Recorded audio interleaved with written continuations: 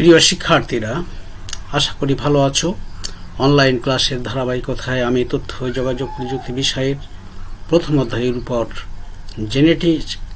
Genetic engineering নিয়ে আলোচনা করব। তো সবাইকে স্বাগতম।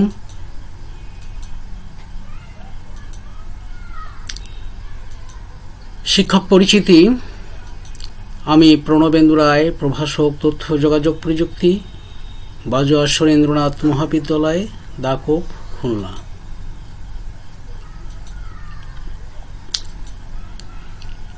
আজকের আলোচনা অধ্যায় প্রথম, জেনেটিক ইঞ্জিনিয়ারিং। আজকের আলোচনা শেষে শিক্ষার্থীরা তোমরা যা শিখতে পারবে তা হলো বিভিন্ন ক্ষেত্রে জেনেটিক ইঞ্জিনিয়ারিং এর ব্যবহার জানতে পারবে,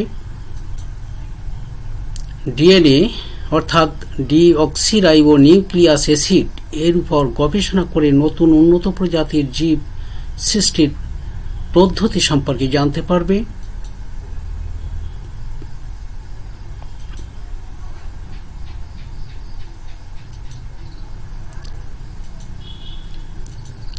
কৃষিক্ষেত্রে কিভাবে জেনেটিক ইঞ্জিনিয়ারিং প্রয়োগ করা হয় তার একটি দৃশ্য এখানে লক্ষ্য করো। আরেকটি স্লাইডে কৃষিক্ষেত্রের জেনেটিক ইঞ্জিনিয়ারিং এর প্রয়োগ দেখানো হয়েছে। জেনেটিক ইঞ্জিনিয়ারিং প্রয়োগ করে কিভাবে কৃষিক্ষেত্রে কৃষিজাত দ্রব্য তৈরি করা হয় তার দৃশ্য কিন্তু আমরা এখানে লক্ষ্য করছি। আমরা ফার্মাসিউটিক্যাল পণ্য উৎপাদনের ক্ষেত্রেও কিন্তু জেনেটিক ইঞ্জিনিয়ারিং এর ব্যবহার এখানে লক্ষ্য করছি।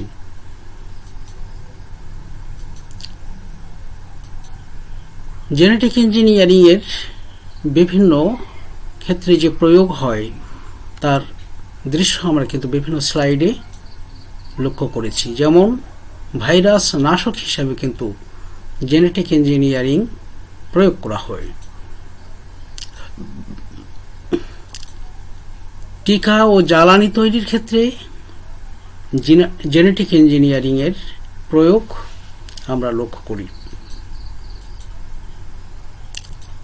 আমরা মৎস্য উন্নয়নে জেনেটিক ইঞ্জিনিয়ারিং এর প্রয়োগ আমরা লক্ষ্য করি। অর্থাৎ জেনেটিক ইঞ্জিনিয়ারিং বর্তমান বিভিন্ন ক্ষেত্রে আমরা প্রয়োগ করে থাকি, তার দৃশ্য কিন্তু আমরা একাধিক স্লাইডের মধ্য দিয়ে লক্ষ্য করেছি। তাহলে আজকের যে আলোচনা, সেই আলোচনা থেকে আমরা জেনেটিক ইঞ্জিনিয়ারিং কি তার সম্পর্কে জানব। আলোচনার মাধ্যমে জেনেটিক ইঞ্জিনিয়ারিং হলো বায়োটেকনোলজির মাধ্যমে ডিএনএ এর প্রোটিনের পুনরায় সমন্বয় করে নতুন বৈশিষ্ট্যের জীব তৈরির একটি প্রক্রিয়া। অর্থাৎ নতুন বৈশিষ্ট্যের জীব তৈরির যে পদ্ধতি, ডিএনএ প্রোটিনের পুনরায় সমন্বয় করে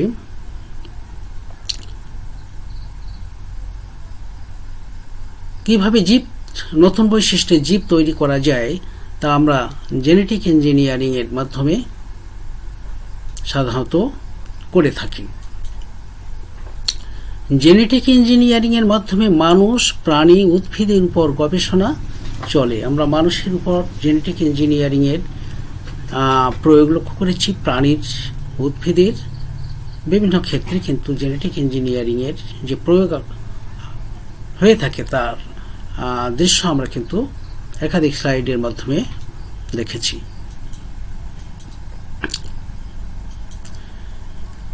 প্রতিটি জীব দেহ অসংখ্য ক্ষুদ্রাতি ক্ষুদ্র কোষ দিয়ে গঠিত। আমাদের যে জীব দেহ, এই দেহ অসংখ্য ক্ষুদ্রাতি ক্ষুদ্র কোষ দিয়ে গঠিত। প্রত্যেকটা কোষের মাঝে থাকে ক্রোমোজোম, যেগুলো তৈরি হয় ডিএনএ ডাবল হেলিক্স দিয়ে।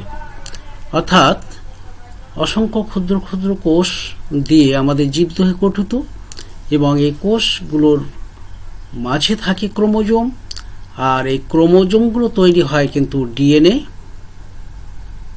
ডাবল হেলিক্স দিয়ে, অর্থাৎ ডিএনএ দিয়ে এই ক্রোমোজোমগুলো তৈরি হয়ে থাকে। ডিএনএর ভিতরে ক্ষুদ্র ক্ষুদ্র অংশ প্রাণীর জীবনের বৈশিষ্ট্যকে বহন করে। ডিএনএর ভিতরে যে ক্ষুদ্র ক্ষুদ্র অংশ থাকে, সেই অংশ সাধারণত এক জীবের বৈশিষ্ট্য বহন করে থাকে, এবং এই ক্ষুদ্র অংশগুলোকে কিন্তু বলা হয় জিন। আর এই জিনই হলো কিন্তু প্রাণীর বা জীবের বৈশিষ্ট্য বহন করে থাকে।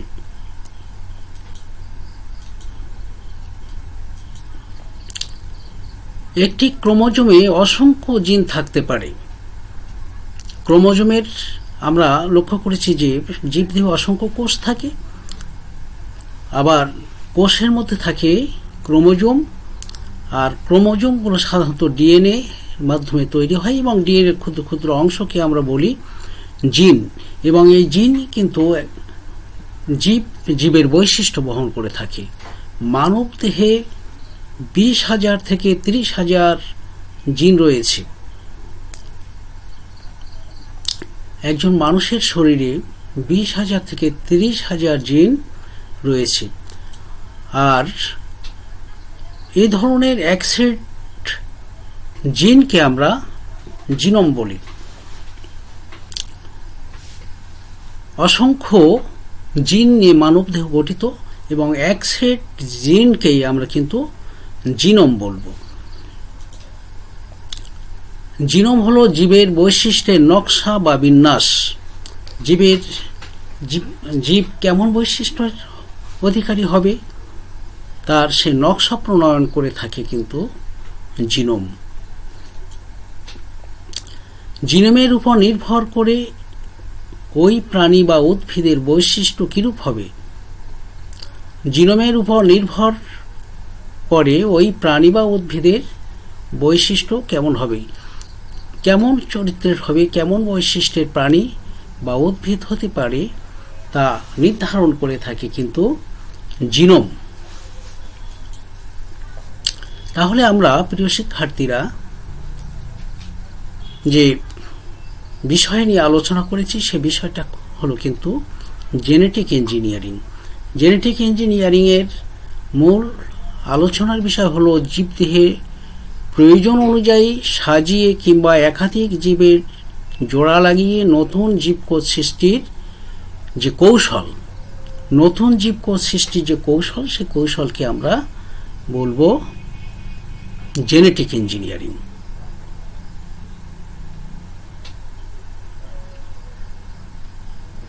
কৌশলকে বলে জেনেটিক ইঞ্জিনিয়ারিং। এখানে জেনেটিক ইঞ্জিনিয়ারিং শব্দটা বাদ পড়ে গেছে, তোমরা প্রিয় শিক্ষার্থীরা খেয়াল করো।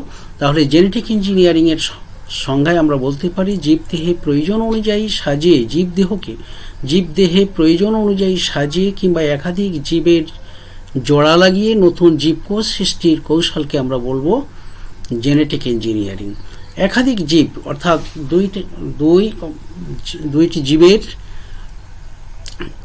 জিনোম, জীবকোষ সৃষ্টির যে কৌশল, একাধিক জীবের জোড়া লাগিয়ে নতুন জীবকোষ সৃষ্টির যে কৌশল, সে কৌশলকে আমরা বলবো জেনেটিক ইঞ্জিনিয়ারিং।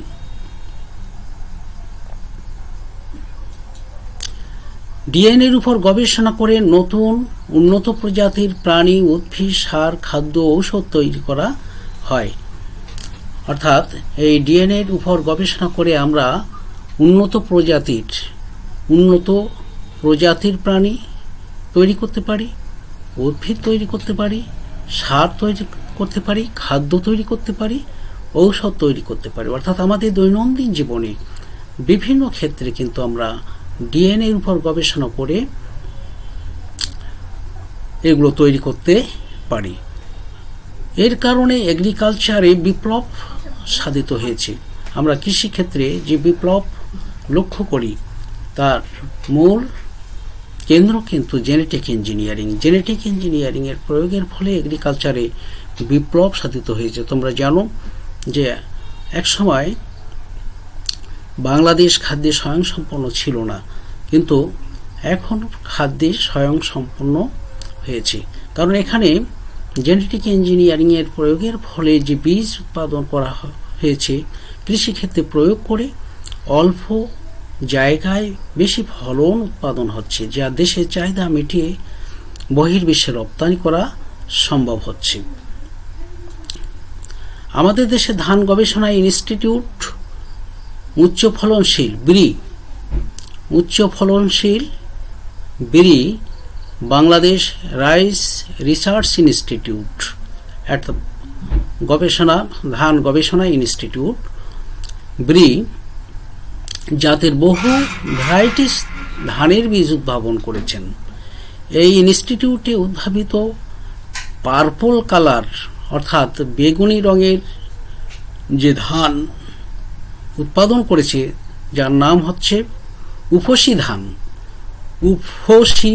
ধান, যা দেশ বিদেশে ব্যাপক সাড়া ফেলেছে। অর্থাৎ যে গবেষণা করে যে ধান উৎপাদন করেছে বেগুনি রঙের উফশী ধান, তা দেশ বিদেশে ব্যাপক সাড়া ফেলেছে। অর্থাৎ একটি উচ্চ ফলনশীল জাতের ধান, যা অল্প জায়গায় বেশি ফলন উৎপাদন করতে পারে।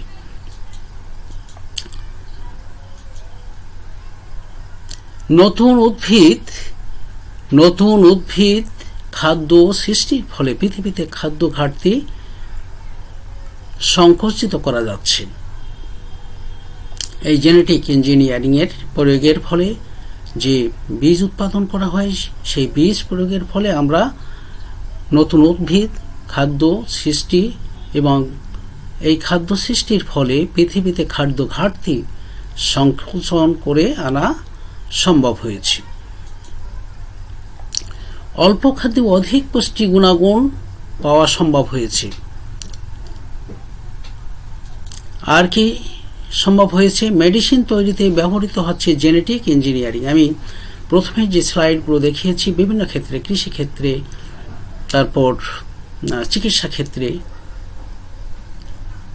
কিভাবে প্রয়োগ করা হয় সেই স্লাইডগুলো কিন্তু দেখানো হয়েছে। সেই স্লাইডের বিষয়গুলোকে আমি এখন আলোচনা আকারে এখানে উপস্থাপন করেছি।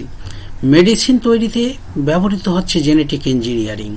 যেমন কি ধরনের মেডিসিন?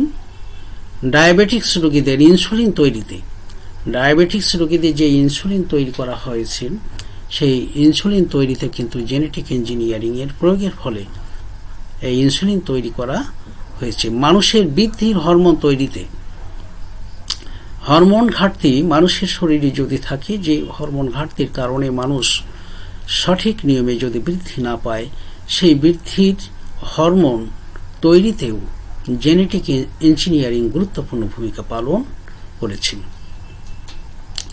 জেনেটিক ইঞ্জিনিয়ারিং এর কারণে ক্লোন অর্থাৎ নতুন উন্নত প্রাণী যেমন গরু, ছাগল, ঘোড়া ইত্যাদি সৃষ্টি হচ্ছে। আমরা সাধারণত আমাদের পারিপার্শ্বিক পরিবেশে লক্ষ্য করি যে গরু ক্লোন পদ্ধতিতে যে গরু, ছাগল, ঘোড়া ইত্যাদি সৃষ্টি করছে। এসব প্রাণীর প্রতিকূল পরিবেশে বেঁচে থাকার শক্তি বেশি। প্রতিকূল পরিবেশে বেঁচে থাকার উপযুক্ত করে জেনেটিক ইঞ্জিনিয়ারিং এর মাধ্যমে যে গরু, ছাগল, ঘোড়া সৃষ্টি করা হচ্ছে, তা যে কোনো প্রতিকূল পরিবেশে তারা বেঁচে থাকার ক্ষমতা রাখে।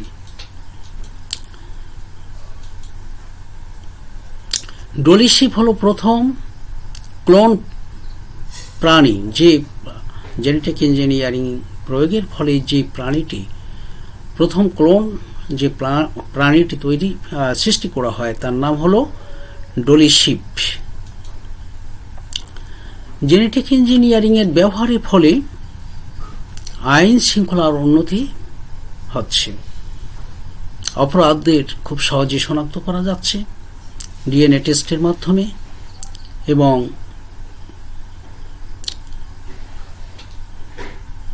আইন শৃঙ্খলার ক্ষেত্রে সহজেই আমরা এগুলো প্রয়োগ করে অপরাধীদেরকে শনাক্ত করতে পারি। মৃত মানুষের শরীর থেকে মৃত্যুর কারণ, হত্যাকারী শনাক্ত করা যাচ্ছে ডিএনএ টেস্টের মাধ্যমে, যা জেনেটিক ইঞ্জিনিয়ারিং প্রয়োগের ফলে উৎপাদিত। জেনেটিক ইঞ্জিনিয়ারিংয়ের শিল্প কারখানার ক্ষেত্রে বিপ্লব সৃষ্টি করেছে। যেমন জেনেটিক ইঞ্জিনিয়ারিং এ তৈরি বিভিন্ন এনজাইম ব্যবহৃত হচ্ছে কাপড় ধোয়ার ডিটারজেন্ট তৈরিতে, কাপড়ের রঙে এবং বিভিন্ন প্রকার দ্রব্য তৈরিতে। অর্থাৎ বিভিন্ন এনজাইম তৈরির ক্ষেত্রে কাপড় ধোয়ার যে ডিটারজেন্ট আমরা লক্ষ্য করি, সেই ডিটারজেন্ট তৈরির ক্ষেত্রে কিন্তু আমরা জেনেটিক ইঞ্জিনিয়ারিংয়ের প্রয়োগ দেখি। কাপড়ের বিভিন্ন যে রং, বিভিন্ন প্রকার দ্রব্য তৈরির ক্ষেত্রে জেনেটিক ইঞ্জিনিয়ারিং ব্যবহার করা হয়। জেনেটিক ইঞ্জিনিয়ারিংয়ের প্রয়োগ আমরা লক্ষ্য করি। তাহলে প্রিয় শিক্ষার্থীরা, আমরা জেনেটিক ইঞ্জিনিয়ারিংয়ের বিভিন্ন ক্ষেত্রে কিন্তু ইতিবাচক দিক লক্ষ্য করেছি, এবং এই জেনেটিক ইঞ্জিনিয়ারিংয়ের ইতিবাচক দিক থাকলেও কিছু কিছু নেতিবাচক দিক কিন্তু রয়েছে। কী ধরনের নেতিবাচক দিক থাকতে পারে? যেমন বিজ্ঞানীরা গবেষণা করে দেখেছেন যে জেনেটিক ইঞ্জিনিয়ারিং এর বহুমাত্রিক ব্যবহারের পাশাপাশি এর কিছু বিরূপ প্রতিক্রিয়াও রয়েছে, অর্থাৎ নেতিবাচক দিক রয়েছে। তার মাঝে উল্লেখযোগ্য হচ্ছে জীব বৈচিত্র্য হ্রাসের কারণে জীবজগতের মারাত্মক বিপর্যয় সৃষ্টি, অনৈতিক ও অযাচিতভাবে জিনের স্থানান্তর, মানবদেহে প্রয়োগযোগ্য অ্যান্টিবায়োটিক ওষুধের কার্যকারিতা হ্রাস, এগুলো নেগেটিভ অর্থাৎ নেতিবাচক দিক, ও অ্যালার্জির উদ্ভব কিংবা ভয়াবহ ও জীব বিধ্বংসী প্রজাতি বা ভাইরাস উদ্ভবের আশঙ্কা ইত্যাদি আমরা এই জেনেটিক ইঞ্জিনিয়ারিং এর প্রয়োগের ফলে, বহুমাত্রিক প্রয়োগের ফলে এর কিছু নেতিবাচক দিক আমরা কিন্তু লক্ষ্য করি। এই নেতিবাচক দিক থাকলেও আমরা ইতিবাচক দিকটা সাধারণত বেশি লক্ষ্য করি, যে কারণে জেনেটিক ইঞ্জিনিয়ারিং বর্তমানে আমাদের ক্ষেত্রে, আমাদের দৈনন্দিন জীবনের ক্ষেত্রে অত্যন্ত সম্ভাবনাময় একটি দিক। আজকের এই আলোচনা থেকে প্রিয় শিক্ষার্থীরা, যদি তোমরা কোথাও কোনো রূপ বুঝতে অসুবিধা বোধ করো, তাহলে আমার কমেন্ট অপশনে যেয়ে তোমরা তোমাদের সমস্যার জায়গাগুলো তুলে ধরবে। আমি সেখান থেকে তোমাদের সমস্যাগুলো সমাধানের চেষ্টা করব। আগামী ক্লাসে আবার তোমাদের সাথে দেখা হবে। সেই পর্যন্ত তোমরা ভালো থাকো, সুন্দর থাকো, সুস্থ থাকো, ঘরে থাকো এবং স্বাস্থ্যবিধি মেনে চলো। ধন্যবাদ সবাইকে।